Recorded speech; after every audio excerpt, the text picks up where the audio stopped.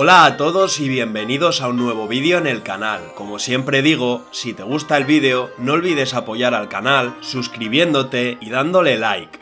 En esta ocasión trataremos un tema bastante exótico, que no es otro que la era Yamato, el periodo que precedió a la época de los samuráis en Japón. Dicho esto, comencemos con el origen mitológico. Las primeras fuentes escritas japonesas que nos hablan del origen de esta época datan de los siglos V y VI después de Cristo, pero los primeros documentos son chinos del siglo III. Yamato era un protoestado ubicado en la región japonesa de Kinki, en el centro de la principal isla que era llamada Honshu. Yamato fue el principal poder hegemónico en el lugar, dominando al resto de tribus y clanes y convirtiéndose así en lo que podríamos entender como el primer estado japonés. Yamato sería el origen de la primera casa imperial, aunque muchos relatos que nos narran el origen tienen más de leyenda que de historia verídica. Una de las versiones que nos explican el origen de la familia imperial, que además fue el relato oficial hasta la derrota de Japón en la Segunda Guerra Mundial, nos explica que los primeros emperadores eran descendientes de la diosa solar Amaterasu o Mikami, quien junto a Susanoo, dios del mar y las tormentas, y Tsukuyomi, dios de la luna y la noche, era hija de la pareja creadora del universo según la mitología japonesa, Izanagi e Izanami, quienes crearon con sus propias manos todo el archipiélago japonés. El tal Susanoo tenía muy mala leche, era bastante violento, provocativo, y sus continuas maldades llevaron a que confrontara con Amaterasu, quien era muy bondadosa y por miedo a las represalias de su hermano, terminó por esconderse en una cueva. En ese momento, el mundo quedó sumido en una oscuridad perpetua. A los demás dioses no les hizo mucha gracia quedarse a oscuras, por lo que llevaron a cabo una argucia que hiciese salir a Amaterasu de la caverna y la luz volviese a reinar en la tierra. El plan consistía en hacer que la diosa Ame no Uzume, deidad de la felicidad, se pegase unos bailoteos frente a la cueva, para ver si así salía. Entre pitos y flautas, tanto se centró en pegar brincos que la ropa que llevaba la diosa cayó al suelo y quedó completamente desnuda. Esto generó un gran alboroto entre los dioses, que empezaron a gritar como si nunca en su vida hubiesen visto a una tía en pelotas. Amaterasu salió a ver qué coño pasaba, y porque había tanto griterío fuera, por lo que abrió la entrada de su escondrijo, y al ver que al fin había salido, los dioses aprovecharon para hacer que Amaterasu se viese reflejada en un espejo. La tía se debió de asombrar mucho, ya que nunca se había visto a sí misma. El resto de los dioses aprovecharon que la diosa estaba atónita para sacarla fuera de la cueva y echarla abajo, evitando que pudiese volver a ella. Habiendo salido Amaterasu de la caverna, la luz volvió a iluminar el mundo, y al explicar la tía por qué se había escondido, el resto de dioses se cabrearon bastante con Susanoo y decidieron desterrarlo al antiplano celestial, donde emborrachó con sake a la mítica serpiente de 8 cabezas que tenía aterrorizado al mundo, y cuando ésta iba muy ciega, la mató. Derrotada la bestia, de su cuerpo brotó una bella espada conocida como Kusanagi. Susanoo se la regaló a Amaterasu para que lo perdonase, y ésta así lo hizo. Fue entonces cuando Amaterasu envió a Japón a su nieto Ningi con 3 tesoros mitológicos, que acabarían convirtiéndose en los principales tesoros de la casa imperial japonesa: el espejo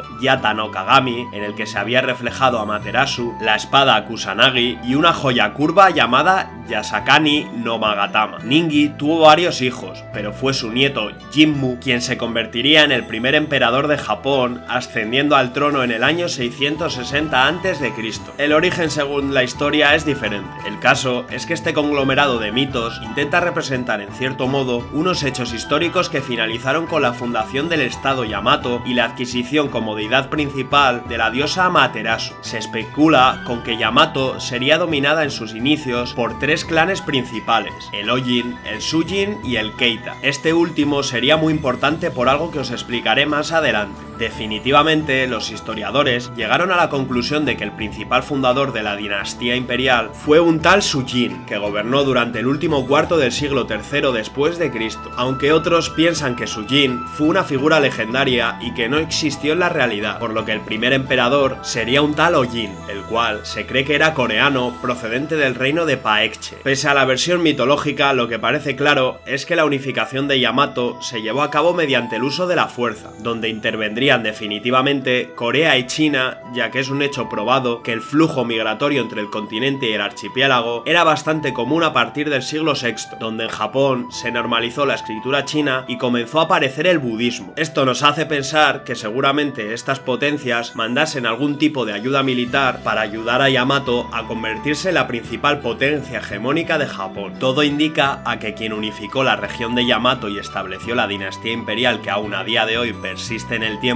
fue un emperador llamado Keitai, procedente del clan del mismo nombre anteriormente mencionado, y seguramente fuese el sucesor de este mismo emperador quien lograría la hegemonía sobre todo el archipiélago nipón y durante los años siguientes centralizaría el poder e intentaría crear un fuerte estado. Desde comienzos del siglo IV y durante el siglo V, las culturas coreana y china se extendieron a lo largo de todo el país y Japón comenzó a asimilar los valores culturales, religiosos, intelectuales, políticos y bélicos de estas naciones. Políticamente hablando, se adoptaron las instituciones y políticas centralistas chinas para otorgar el poder absoluto al clan principal del momento. En el siglo VII, un príncipe llamado Shotoku, que era administrador de la emperatriz, fue quien institucionalizó todos estos preceptos culturales de China y Corea, aunque también se cree que pudo deberse a la influencia del clan Soga, de descendencia coreana. Shotoku reformó el sistema político y económico y promulgó una constitución que constaba de 17 artículos en el año 604. No era una constitución económica, política ni diplomática, sino que reunía una serie de valores morales y éticos que deberían de reforzar el poder imperial. Entre estos estaban los valores confucianos que defendían la armonía y el buen hacer de las cosas. Tras esta constitución comenzó a divinizarse al emperador, que fue considerado como una deidad a partir de entonces. Económicamente, la introducción del cultivo de arroz procedente de China se convirtió en la base principal de la agricultura japonesa, ya que era muy sencillo de cultivar. Comenzaron también a usarse utensilios de metal, dejando a un lado los de madera. Destacó también la domesticación de búfalos que serían usados como animales de tiro. En la costa, la pesca continuó siendo la principal fuente de explotación. La artesanía era dominada por los principales clanes. Los maestros artesanos trabajaban exclusivamente para la nobleza del lugar, siendo para los campesinos muy difícil conseguir una simple vasija. Durante los siglos VII y VIII eran comunes los contactos diplomáticos con China, lo que incentivó muchísimo el comercio entre ambas regiones. Y no solo eso, se sabe que multitud de jóvenes y sacerdotes acudían a China para estudiar y rezar. Entre los primeros años del siglo III y el siglo IV, durante la época Yamato, la religión principal era el sintoísmo, basada en conceptos animistas. Pero como expliqué antes,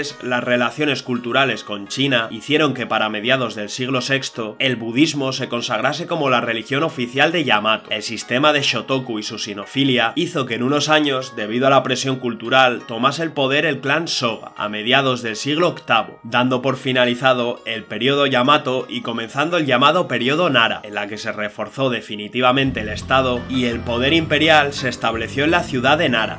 Y esto ha sido todo, espero que os haya gustado el vídeo, y si es así, no olvides suscribirte y dejar tu like, y nada, nos vemos en la próxima.